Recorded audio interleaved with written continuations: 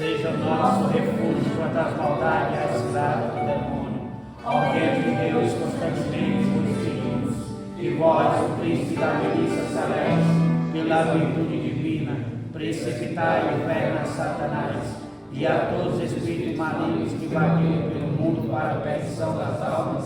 Amém. A cruz sagrada seja a nossa luz. Não seja o dragão nosso guia, retira-te, Satanás. Nunca aconselhe as coisas vãs. É o mal que nos oferece. Bebe tu mesmo teu próprio veneno. Amém. Em nome do Pai, do Filho e do Espírito Santo. Podem sentar, pessoal. Boa tarde. Boa tarde. Meu nome é Carol. Nova Mulher País. 16 anos. E a gente vai falar um pouquinho hoje sobre a radicalidade do Evangelho. Quando você escuta essa palavra radicalidade, qual é a primeira coisa que vem na sua mente? Radicalidade. Aventura. Uma mudança rápida. Quem aqui é radical? Levanta a mão. Radicalidade é uma coisa mais dura, mais cobrada, né? Mais cobrado, mais duro, mais firme. Quem aqui vive hoje esse amor com Deus de uma forma radical? Levanta a mão. Quem pode ser muito mais radical? Levanta a mão. Todos nós, exatamente. Quando a gente mergulha na experiência, na comunidade de vida da Obra Lume, é necessário deixar algumas coisas. Verdade ou não? Sim. Por exemplo, o que você deixou para estar aqui hoje? As ruas, o crime, droga, a prostituição. Mas aí vocês terminaram a caminhada, a grande maioria, né? E aí poderia ir para um posto e trabalhar, né? Ter dinheiro. E você escolheu vir para cá. Muda alguma coisa nessa sua escolha? Tem alguma diferença você estar morando aqui, na Obra Lume e na comunidade de vida? Ou morar lá fora, mesmo que seja sem droga, mesmo que seja sem álcool, muda alguma coisa na sua vida? Sim. Por exemplo, eu usei droga? Não. Nunca. Eu morei na rua? Não. Não. Eu saí da casa dos meus pais? Assim como você, eu também deixei tudo? Sim. Então não é nem tanto a questão da droga, do crime, do álcool, ou no meu caso, do estudo da família, do dinheiro, do carro. É um chamado que algumas pessoas têm e que todos os dias tem que deixar tudo. Por exemplo, você, antes da comunidade de vida, você dizia os seus horários, verdade ou não? Horário que você vai acordar, se você vai para a missa ou não, se você vai namorar ou não, se você vai encontrar Jesus abandonado ou não. Não era você que dizia? E hoje, quem é que diz? A comunidade. Deus, por meio da comunidade. Tem direcionamentos ou não para você seguir? Sim. Muitos, né? E nem sempre é tão fácil você seguir um direcionamento. Porque a gente não aprendeu antes a obedecer de forma livre, a morrer para si.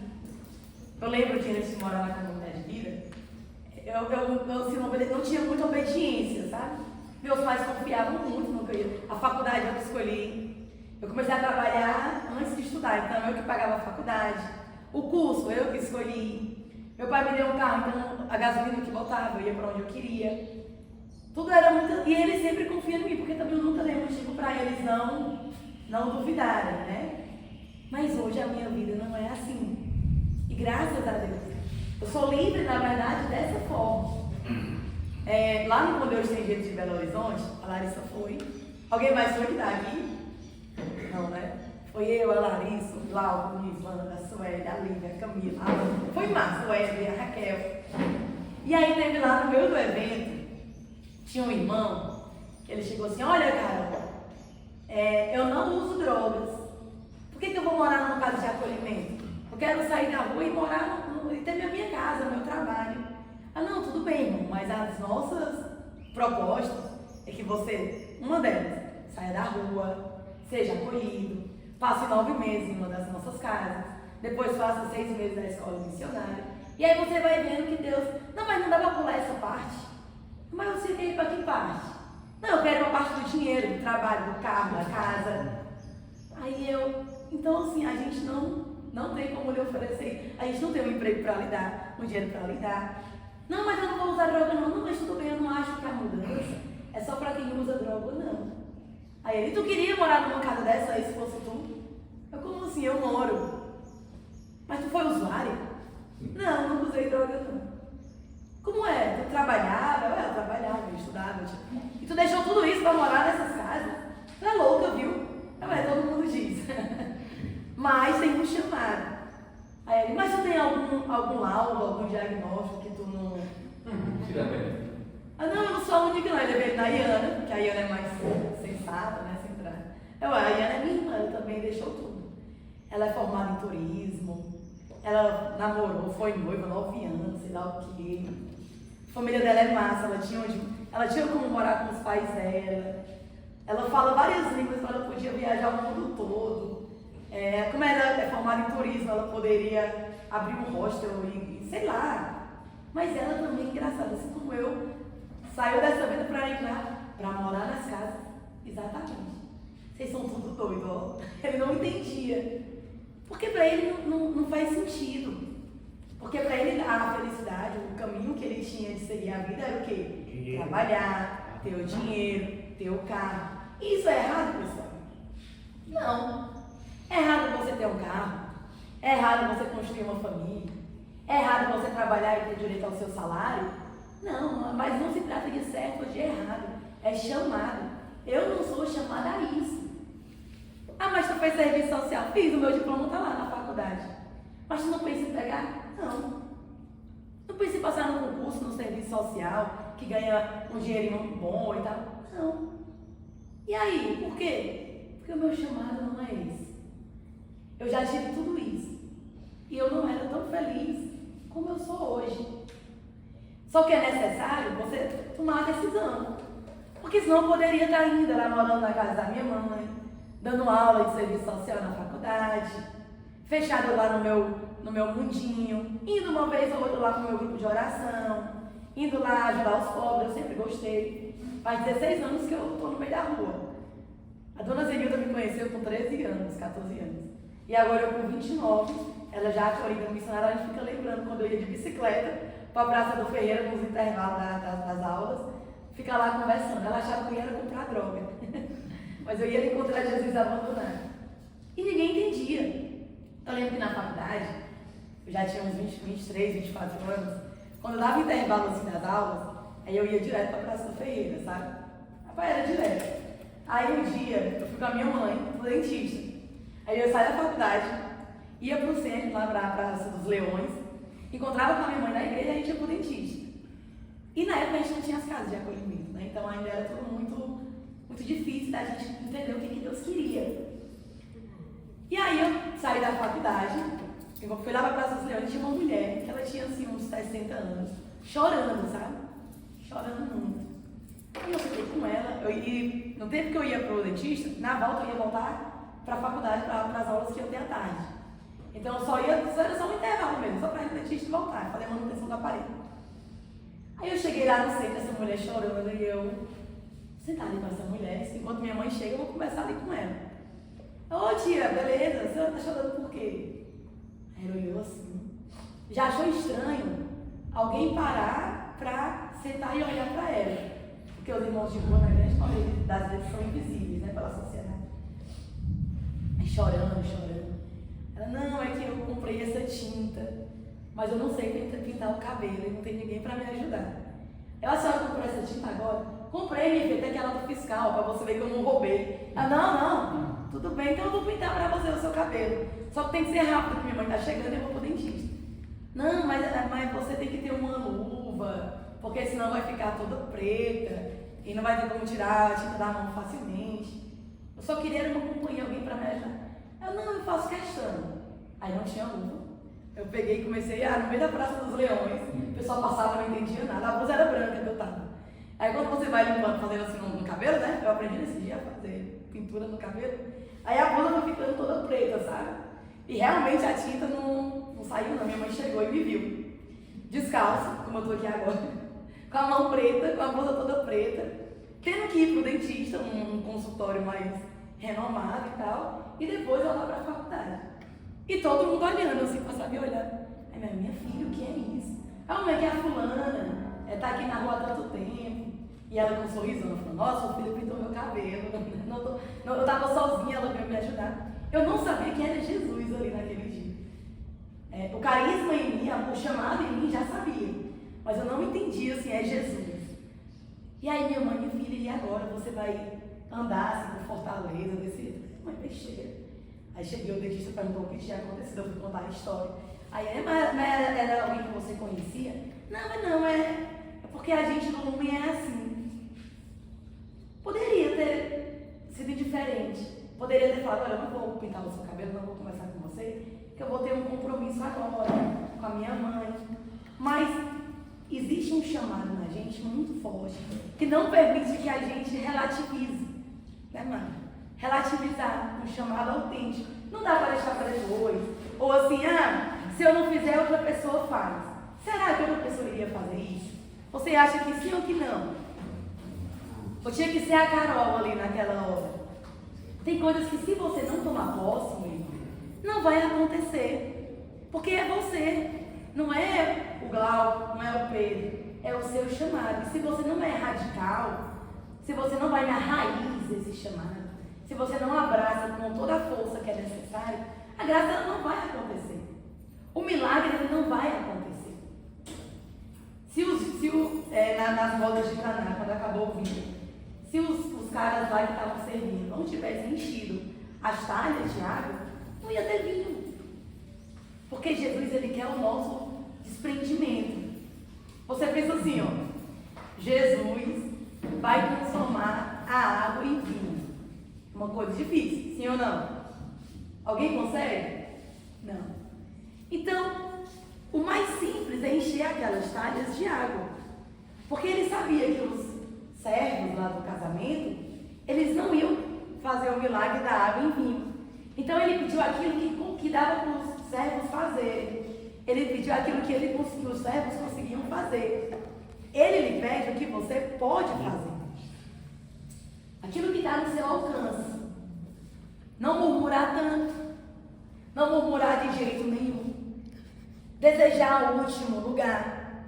Servir o irmão. Fazer a rotina da casa sem ficar reclamando. Obedecer.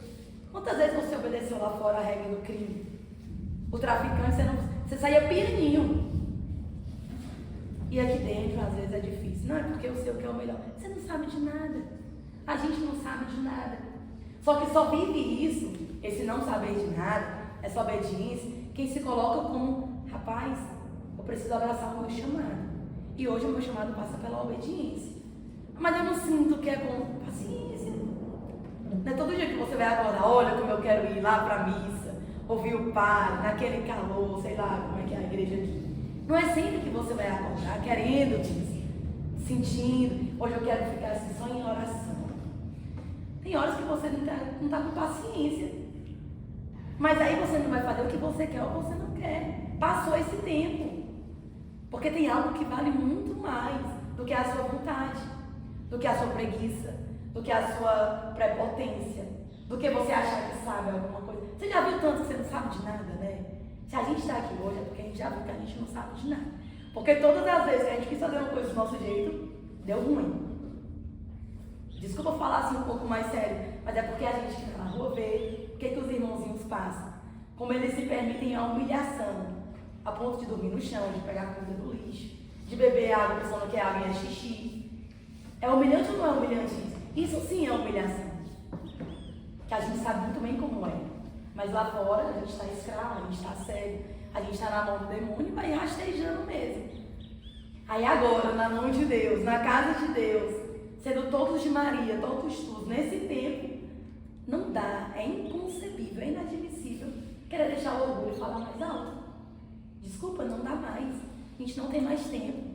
Na verdade, a gente já perdeu tempo demais, vocês não acham não? Lá em Salvador, eu saí de Salvador e estou morando aqui, né? Em Fortaleza agora, não sei se vocês estão sabendo. Fui transferida, estou lá na Madonina, com a Larissa.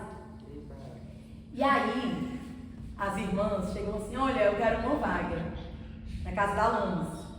Eu, legal. Quanto tempo é pra ficar? É simples, você tá há quanto tempo na rua? 10 anos. Aí eu vou, tá pelo menos 10 anos. Que tia? Você passou 10 anos na rua, no crack, trabalhando pro mal. Não é pelo menos 10 anos. A minha lógica é meio assim, vocês não concordam, não? Não, é tempo demais. Mas se você aguentou 10 anos de inferno, 10 anos de paraíso é pouco demais. Eu acho que é pouco. Eu tô há 16 anos. A senhora tá há 16 anos nas casas? No longo. No longo. Então a gente já perdeu tanto tempo. A gente já fez tantas nossas mães chorar de tristeza. Os nossos amigos, os nossos familiares, o pessoal que vendia, que traficava, né? Quantas mãezinhas chorando porque você vendeu a droga para o filho dela. Imagina você agora poder fazer as mães chorarem de alegria, porque as almas estão sendo salvas. Porque os jovens e os pobres estão entendendo que aqui tudo vai passar. Mas a gente está caminhando para uma terra que não vai passar, que vai ser para sempre. Que o ladrão não vai poder roubar nada, que as traças não vão poder corroer o tesouro, porque é eterno. Aí vale a pena. Aí você faz loucuras por amor a Deus. Teve a história do Jorge, né? Vocês sabem? O Jorge estava sendo espancado e tal. 13 caras fazendo um lixamento nele. Aí eu e um amigo meu estavam andando na moto e a gente viu essa cena. A gente poderia passar. Nós somos só 2. Na rua é assim, tá tendo uma briga.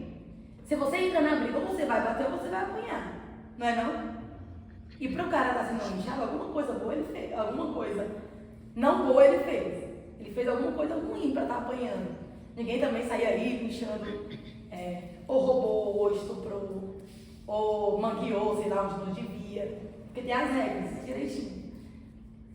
E aí, a gente entendeu que era Jesus ali, no Jorge, sendo espancado, sendo humilhado, ensanguentado. Na hora eu vi a cena que Jesus está indo pro Calvário, e antes ele é todo chicoteado, né, no filme do Mel Gibson, todo flagelado. Foi o que eu vi. Uma graça. O carisma, ele vai nos mostrando que o pobre é Jesus. O Evangelho, né? E aí a gente desceu da moto. Para agora essa briga em nome de Jesus. Os 13 homens, drogados, enfurecidos, revoltados, pararam, pediram desculpa e saíram. E a gente pegou o Jorge, levou para a UPA, ele fez todos os procedimentos, ele foi acolhido. Se a gente relativasse a presença de Jesus ali, se a gente tivesse relativizado aquilo, Jorge poderia ter morrido. E aí, assim, não é só mais um que morre, não é uma estatística, é uma alma. Onde iria aquela alma? A gente não sabe, né? Nem cabe a gente julgar. Mas hoje ele está buscando uma vida de santidade, como todos nós. A sua alma antes, como é que está? Numa vida desordenada, fazendo o que você queria, comendo como você queria, acordando como você queria, tratando o outro como você queria. Você pode voltar para aquela vida, você é livre.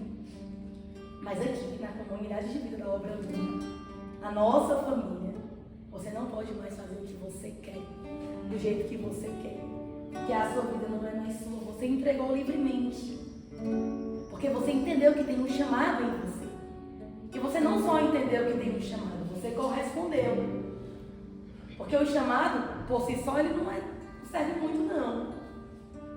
Se Jesus fala, vem, segue, ele vai esperar ou você dizer, yes, eu vou. Ou não, deixa pra próxima aí, Jesus. Estou aqui de boa ainda, vou ficar mais um tempo aqui nesse outro caminho. Chiquinho? Também que tu veio. E aí lá nas bodas de Caná, quando Jesus falou para os servos encherem as talhas de água, eles só obedeceram, cara. Tá bom, vamos encher. Mas assim, tá faltando vinho. Mas a gente vai encher de água. Eu falaria, Jesus, você entendeu? Que é vinho, que não é água? E ele ia falar assim, minha filha, entendi, enche de água. E aí, quando os servos fizeram a parte dele, o milagre aconteceu. Tem uma passagem que eu estava rezando. Deus, ele quer essa passagem, meu pessoal. A gente estava lá na Madonina. Os meninos são lá, o Luiz e o Edivaldo, fazendo lá umas reformazinhas pra gente. E aí a gente sentou, conversou e eu falei, olha, deixa eu abrir aqui a Bíblia para ver o que Jesus quer falar pra gente hoje. Aí eu abri a Bíblia, mas eu deixei aberta e eu não procurei nenhuma passagem. Eu abri a Bíblia, peguei papel e caneta e fui escrever aqui a minha pescazinha. Aí eu perguntei assim, eu entendi uma pergunta assim: como era você antes da comunidade de vida Lumen e como é você agora? Muda alguma coisa? O quê? Você vai pensando. O que a comunidade de vida já está mudando? Desde aquele retiro, 7 e 8 de janeiro, né? Já vai fazer um mês. Mas o que já vem mudando? Tem que deixar muitas coisas para fazer a vontade de Deus. Morrer para si, morrer para a carne, saber silenciar, querer o último lugar. Tem que deixar a sua família e vir morar aqui. Tem que deixar os seus planos profissionais para vir focar aqui. Tem que deixar o dinheiro que você ia ter para comprar alguma coisa para pensar na missão aqui. Mas por que tem que deixar tudo? Eu ficava me perguntando. Por que tem que deixar tudo? Não dá para ficar com algumas coisas e deixar outras? Por que tem que ser tudo? Vocês sabem? Aí eu lembrei de um versículo da Bíblia que fala assim: renuncia a si mesmo, toma a tua cruz e me siga. Eu lembrei, aí eu peguei o celular e botei assim, Google. Renuncia a si mesmo, toma a sua cruz e siga. Aí ficou procurando, demorou. Aí eu deixei assim, eu vou ver aqui. Aí quando eu abro, do jeito que estava a Bíblia, eu que falo. Então Jesus disse aos discípulos: se alguém quer me seguir, renuncie a si mesmo, tome a sua cruz e siga-me. Eu, caramba, a Bíblia foi aberta na parte que eu queria sem eu saber. Porque não sou eu que quero. Quem que quer relembrar isso a vocês? O próprio Cristo. Vamos ficar em pé para ouvir a palavra de Deus. Evangelho de Jesus, segundo São Mateus. Então Jesus disse aos discípulos. Quem fala isso é Jesus. Esse evangelho, ele é vivo. Ele não foi uma coisa que foi falada só um tempão atrás. Hoje ele quer falar isso para cada um de nós, para todos nós. Jesus disse aos seus discípulos. Ele não disse isso para todo mundo. Era para um grupo que estava querendo seguir ele, seguir como mestre. Vocês aqui são um grupo que estão querendo seguir Cristo, o abandonado, por meio da comunidade de vida. Você entende como parece ser bem particular para a gente? É uma coisa para aqueles que escolheram abraçar um chamado de Deus. Todos nós aqui estamos nesse grupo. Se alguém quer me seguir, começa com um convite. Ele não obriga. Se alguém quer me seguir. Tem alguém aqui que quer seguir Cristo? Levanta a mão. Pronto. Então a gente, certo? Se alguém quer me seguir, primeira coisa, renuncie a si mesmo. Renuncie a si mesmo. O que você tem que renunciar hoje? Se você fizer um pequeno exame do seu dia hoje, provavelmente alguma coisa você vai ter que, realmente aquilo que eu falei, aquilo que eu pensei, aquilo que eu senti, não pertence com a minha decisão de hoje, que é o Cristo. Renuncie a si mesmo, tome a sua cruz e me siga. Pois quem quiser salvar a sua vida vai perdê-la, mas quem perder a sua vida por causa de mim vai encontrar. Palavra da salvação. Glória a Deus. Vamos sentar. A gente tem que deixar tudo, que é o direcionamento que ele dá, que o mestre fala, para aqueles que querem segui-lo. Quem não quiser seguir, tudo bem, vai viver a vida do jeito que quiser. É livre. Não recomendo. A gente não quer que ninguém saia. Mas você é livre. Agora, você que quer, a gente que quer, renunciar a si mesmo. Acordei e não queria fazer oração pessoal. Que pena, eu vou fazer do mesmo jeito. Acordei e não queria hoje ir lá para o Bom Samaritano. Mas eu vou, porque tem almas ali que estão esperando o Cristo vivo em mim. Acordei e não queria ver o diário, ver um propósito. Não queria, não estou sentindo vontade. Mas já passou o tempo de fazer o que eu quero. eu vou pela obediência, porque a minha salvação está nisso. E aí você vai dando sentido, você vai ressignificando tudo isso. Tudo. Você acha que quando o Jorge estava sendo espancado, ele também estava morrendo, tudo que eu queria era parar ali a moto, ver o meu irmão ali todo ensanguentado, pegar ele todo sujo, era o que eu queria? Não, eu estava com medo. Eu era uma menina com 13 homens. Eu entrei na briga pensando assim, a minha mãe vai entender por que eu morri. Eu entrei na hora da briga com esse pensamento. O que me deixou tranquila é que a minha mãe ia entender que eu morri, que eu ia morrer na minha cabeça. Porque eu queria dar a vida pelo meu irmão, eu queria isso. Foi livre. E se custasse a minha vida, ia custar a minha vida. Na misericórdia de Deus, eu não morri, né? Estou aqui. Mas quando eu entrei e falei, para, minha mãe vai entender por que eu morri. Está tudo consumado. E aí, milagrosamente, o milagre aconteceu, porque aquilo era o que eu podia dar. O milagre é de Deus. O Jorge está vivo, o milagre é de Deus. Está acolhido, o milagre é de Deus. Outro dia eu soube que ele saiu das casas. Aí eu soube, sabe que horas? Acho que era 11 da noite. Estava num restaurante com uns amigos meus, comemorando alguma coisa. Quando eu soube, eu falei, a gente tem que morar agora. Eu e meu amigo. É por quê? O Jorge caiu. E eu quero ir atrás dele. Vamos na hora, a gente foi. Lá foi Ouro Preto, meia-noite. Descemos lá embaixo, eu fui na Norma, falei, olha, Norma, acho que meu irmão está aqui. É o Jorge, está aqui a foto dele. Eu posso ver? Minha filha, são meia-noite, lá não vai ter o que você quer não, mas é claro que alunos têm respeito aqui, é de Deus. Tá bom. Tentei abrir a porta, não conseguiu, dei um chute. Pá! Aí quando abriu lá embaixo, eu não sei se vocês conhecem a pousadinha, né? Que tem umas correntes no teto, que tem assim umas rodas o pessoal se drogando, aí tem umas camas de pedra, as mulheres se prostituindo, tinha um homem em cima da mulher, a mulher sem roupa, sabe? Você sente assim o clima mesmo infernal, sabe? Parece que ele assim, a casa de recuperação, eu não vi. E aí, o Jorge estava lá. Eu vi soltá-lo. Eu vista a sua camisa agora. Meu filho, o que é isso? Desculpa, viu, pessoal, mas bora, passa pra cá, bora, passa pra cá. Aí ele me chamou de mãe. Não, mãe, desculpa, não sei o que. Agora, Jorge. Aí ele se levantou, desculpa, pessoal, pegou a camisa. Eu vesti a camisa, ele botou a camisa. Aí tinha um monte de irmão conhecido. Carol, a gente não chamou ele não, viu? Ele veio aqui sozinho, a gente não teve nada a ver com isso não, irmão. Tudo bem, vamos resolver com ele, mas vocês tudinho, não era nenhum pra estar aqui. Nenhum.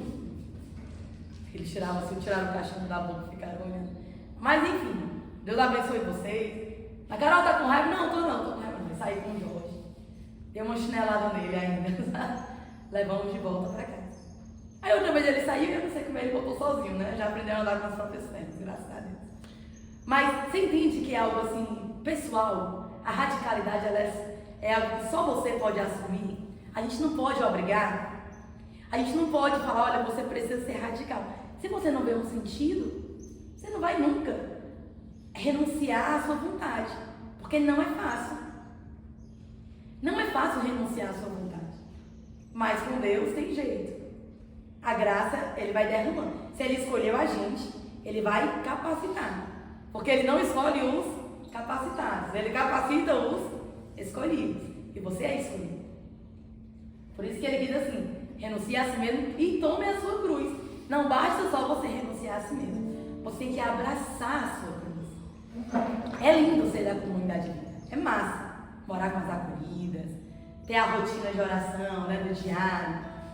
Hoje a Maria lá em casa, ela foi diagnosticada com autismo. E eu nunca morei assim com uma criança que tem autismo. Estou aprendendo agora, já estou procurando no Google como ser amiga de uma criança autista. Estou querendo muito saber disso. Mas hoje ela pegou o celular da mãe e tacou no chão, do nada. E a mãe, óbvio, suou, né? Não é? Gastou dinheiro para quebrar o celular assim. Ficou meio animada. Eu peguei a Maria, saí da reunião importantíssima que a gente estava. E fui assistir com a Maria, fui brincar de Lego, não sei o quê. Mas eu queria estar lá com as meninas, formando, estudando, vendo a programação, né? Hoje é meu 5º dia aqui, planejamento. Mas aquela Maria ali precisava da Carol naquela hora. Então eu não podia fazer a minha vontade. porque eu queria fazer a minha rotina. Nada disso. Eu quero é morrer para mim para poder abraçar aqueles pequeninos que Deus me confia. E você, na sua realidade? Quando você não quer morrer para a sua vontade, por que é? Porque ainda tem egoísmo aí? Porque você ainda quer ser o centro da sua vida?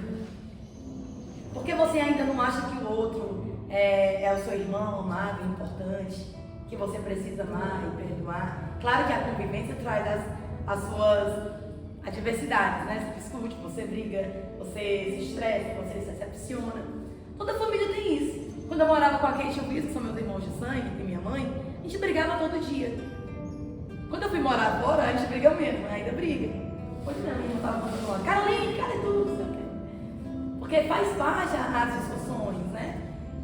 Só que, mesmo com as discussões, mesmo com as diferenças, mesmo com aquele irmão mais difícil, eu sou chamada a amar. Eu sou chamada a morrer para renunciar a mim mesma, a abraçar o meu irmão, que pode ser a minha cruz naquele dia, e seguir o Cristo. E o Cristo que o nome anuncia, na grande parte, que é o centro de tudo, é o Jesus abandonado.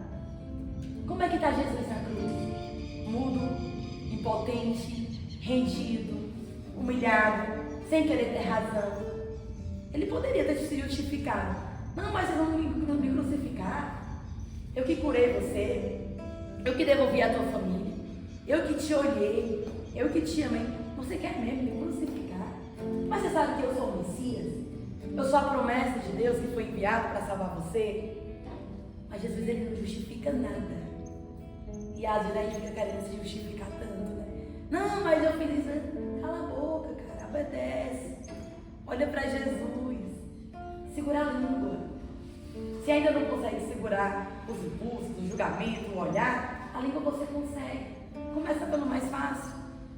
Difícil é o coração. O coração se configurar com o do Cristo, a ponto de amar sem julgar, com paciência, com mansidão. É um processo que exige muita imersão, muito mergulho, muita vida de oração. Mas a língua, murmurar, reclamar, já dá para você ir policiando isso em você. Seu João! Oi. Pedro, você já ouviu falar de São Pedro, né? O pescador. Pronto. Ele passou a noite pescando. Só que tem um detalhe. Ele era pescador. Uma coisa é a Carol passar a noite lá no açude da Kiara pescando. Não é pescar nada. Mas não é porque não tem peixe. É porque a Carol não sabe. Mas, se você chama um pescador para pescar, é óbvio que ele sabe. Porque é o ambiente dele. É o meio dele. Ele já trabalhava com aquilo. Ele não era um ignorante. E ele passou a noite pescando e usando as técnicas mais perfeitas que ele conhecia. O horário, o local, o tipo da isca, o lado do lago. Ele conhecia isso, ele dominava esse assunto. E ele não pescou nada. Aí, está lá em Lucas, foi a outra passagem que Deus mandou hoje, tá, pra gente?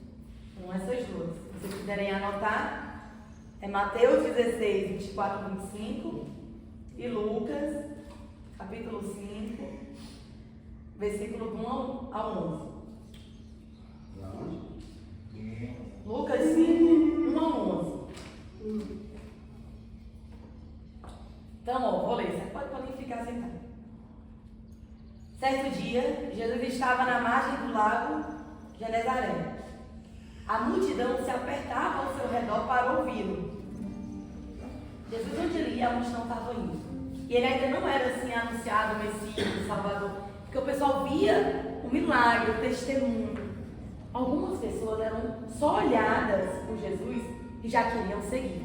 Ele me olhou diferente e já queria seguir. Mesmo que Jesus não tenha feito nenhum milagre, nenhuma cura, já queria a presença dele, uma presença boa. Quero estar colado nesse cara. Então a multidão se apertava ao redor de Jesus para ouvir a palavra de Deus. Jesus viu 2 barcas paradas na margem do lago. Os pescadores tinham desembarcados e lavavam as redes. subindo numa dessas barcas, que era a do Simão Pedro, pediu que se afastassem um pouco, porque Jesus ele pediu para o Pedro, com licença, eu posso subir na sua barca para poder pregar melhor, para a voz alcançar mais corações? Você vê a humildade de Jesus? Ele pediu para subir ali, ele não precisava, sabe? Ele é Deus, mas ele vai conquistando na educação, por se aproximar na forma de falar. Como é que está a sua forma de falar? Você está atraindo as pessoas para perto, está afastando as pessoas? Aí Pedro fala o quê? Beleza, cara, pode subir. Quando acabou, ele ficou lá pregando. Quando acabou de falar, disse a Simão Pedro: avance para águas mais profundas e lancem as redes para a pesca. Pedro tinha acabado de passar a noite pescando. Jesus, que ele conheceu naquele momento, já foi pedindo as coisas dele emprestadas. Olha, avance mais para águas profundas e lancem as redes. Simão respondeu: mestre, tentamos a noite inteira e não pescamos nada. Mas, em obediência à tua palavra, vamos lá, lançar as redes. Ele foi radical na obediência. Ele sabia que não ia dar certo, humanamente, profissionalmente, logicamente. Ele já tinha ido, ele já estava constatado que não ia dar certo. Ah, não dá certo não, eu já tentei desse jeito. Você já falou isso várias vezes, eu também. Não vai dar mais certo não, eu já tentei de tudo. Eu já fiz tudo o que eu podia. Isso aqui meu não vai mudar não, é assim mesmo. Avance para águas mais profundas e lance as redes. Confia em quem conduz você, essa comunidade, essa coordenação. Seja humilde. Então, se o Pedro não tivesse sido radical na obediência, ele não teria lançado as redes. Mas ele obedeceu. Com toda a radicalidade, com toda a parresia, lançou as redes. O que acontece? Quem sabe?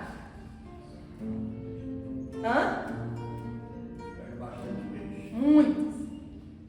Assim fizeram e apanharam tamanha quantidade de peixes que as redes se arrebentaram.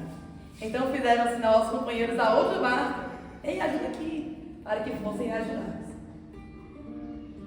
Diga aí que loucura. Eles foram e encheram as duas barcas, a ponto de quase afundarem.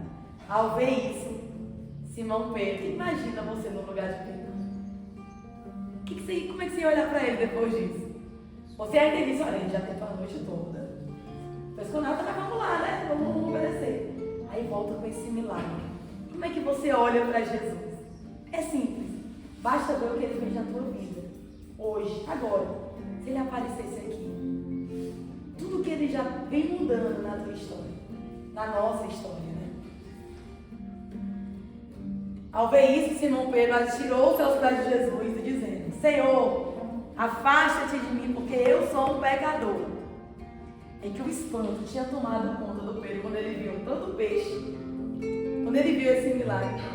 E todos os companheiros, por causa da pesca, que eles acabaram, eles ficaram espantados. Eles não acreditavam naquilo que os olhos deles estavam vendo. Como é que pode? De onde é que saiu o peixe? Como é que foi isso?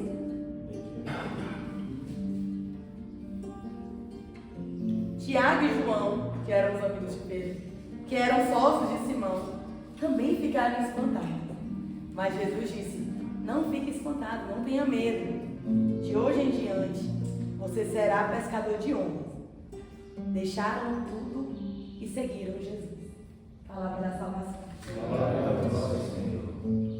Eu acho que se Pedro não tivesse sido tão radical, tanto na obediência, como ele obedeceu, como se ajoelhar: afasta-te de mim, eu sou um pecador, eu não mereço a tua atenção, porque eu falei que eu já tinha pescado e eu não sei de nada, me desculpa.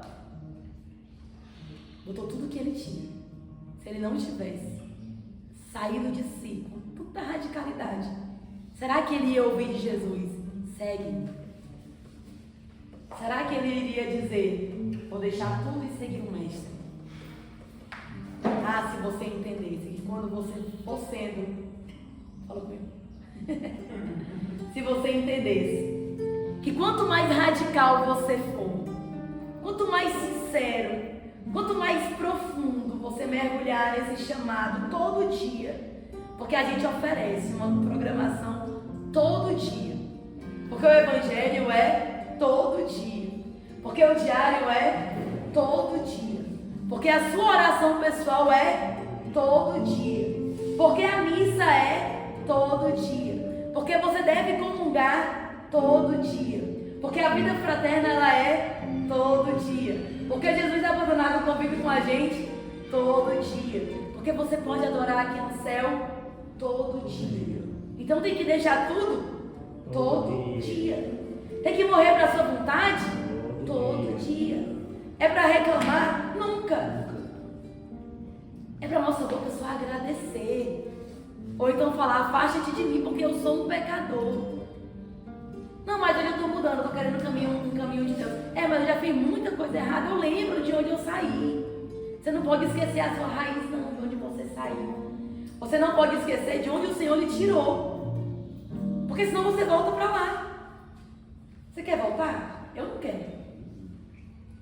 Eu quero, na verdade, seguir. Pedro deixou tudo e seguiu Jesus. Os irmãos, quando saem da rua, deixam tudo para ser acolhido. Você sabe como é isso. Você já deixou tudo um dia. Deixou a droga, deixou a cachaça, deixou o papelão, deixou a vida lá miserável.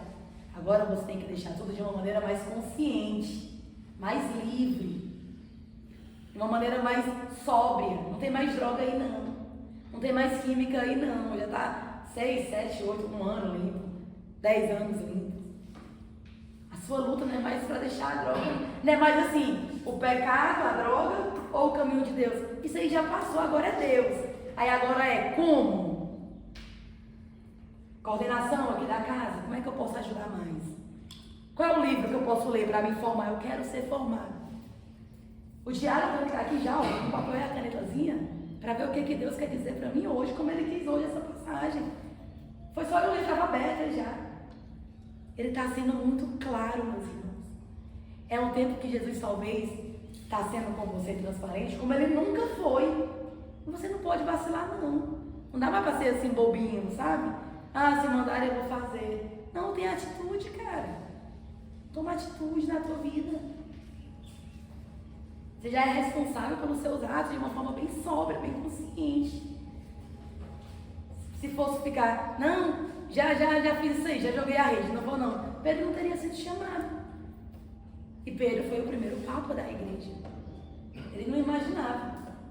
Você não imagina. Há 16 anos atrás, quando eu perdi uma aposta com a minha irmã, tive que conhecer o Lumen, eu não sabia que 16 anos depois eu ia estar morando em Salvador, resgatando mulheres, cuidando de almas, abrindo casa, grupo de jovens, arquidiocese, setor de juventude, bispo, padre, comunhão eclesial, jovens que estão saindo da depressão para uma vida mais santa por causa do carisma. Gente, eu não imaginava. Imagina você o que Deus quer fazer. Tem coisas que Ele queria ter feito, já ainda não achou espaço em você para fazer. Aí você fica segurando a graça que Deus quer fazer jorrar nesse centro social aqui, na Praça com Ferreira, nos grupos de jovens, o seu testemunho, que Deus não curou para você mesmo. Você já percebeu que na natureza, quem fala muito isso é o Padre Renato. Passei uns dias com ele lá no Rio de Janeiro, e sempre que ele ia comer uma fruta, sei lá, se fosse uma manga, ele, obrigada mangueira que deu a manga para eu comer. Obrigada bananeira que deu a banana para eu comer. Nada ficou para você, você teve o fruto para me servir. E a nossa vida também é assim. A fruta, o testemunho que você tem da sua vida, da sua história, não é para você ficar se vangloriando, é para você anunciar, para que Deus seja glorificado. Porque nenhum de nós merece estar aqui, é graça. Tem uma eleição sobre nós, uma graça. Tirou isso aqui lá dos mares. Vem cá. A gente estava lá em Salvador no passado, ficava lá nos mares, né? Conta aí como é lá nos mares, pessoal, acho que eles não conhecem. Sofrido, né?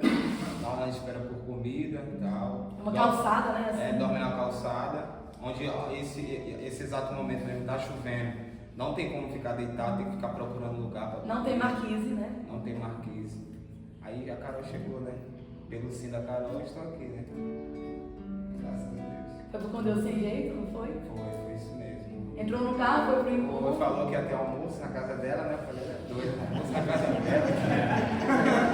Eu falei, não, parece que ela vai ser mesmo esse almoço. Bora, ele queria levar todo mundo da praça. Aí levou uns 50, não foi? Mais de 50. Aí alguns ficou, e muitos desistiram, muitos não quiseram ficar. Foi bom o encontro, né? Vamos bater palma pra ele.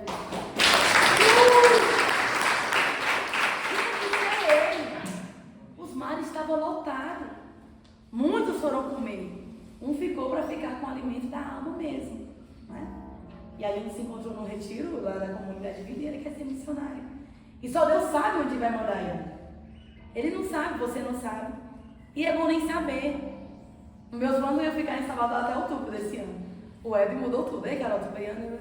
Quarta-feira tu veio de vez. Amém. Arrumei as coisas e vim. Não fico, mas eu não estava preparada. Não é tempo para isso. Se eu fechar os olhos aqui um pouquinho, eu escuto os gritos. Você escuta os gritos?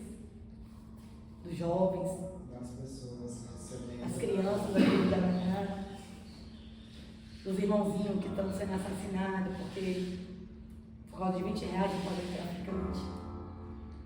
Dos traficantes, as almas eles gritando por socorro porque eles acham que estão fazendo uma coisa certa, mas estão indo para o inferno. Se eles entendessem a gravidade que eles estão cometendo. Mas eles não sabem porque ninguém anunciou. Porque Deus não criou um traficante ruim.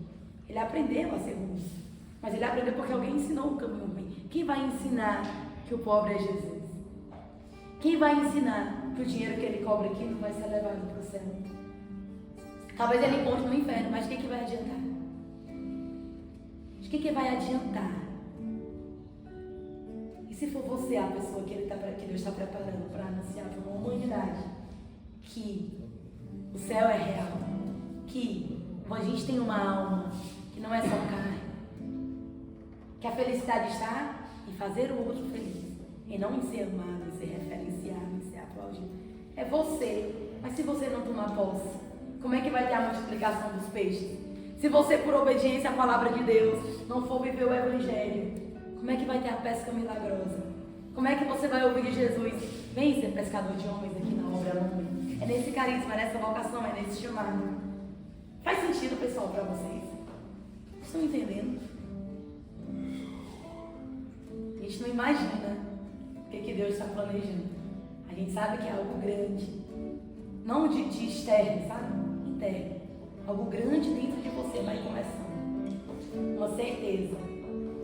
Um chamado que talvez você nunca pensou que que ia ter.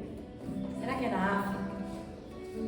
Aquelas crianças que não têm amor de pai, que não têm amor de mãe. Será que é no Belém? Será que a gente vai abrir uma missão no Maranhão? No Cariri? A gente não imagina. E a gente também não quer nem fazer plano, sabe? A gente só quer assim, ó.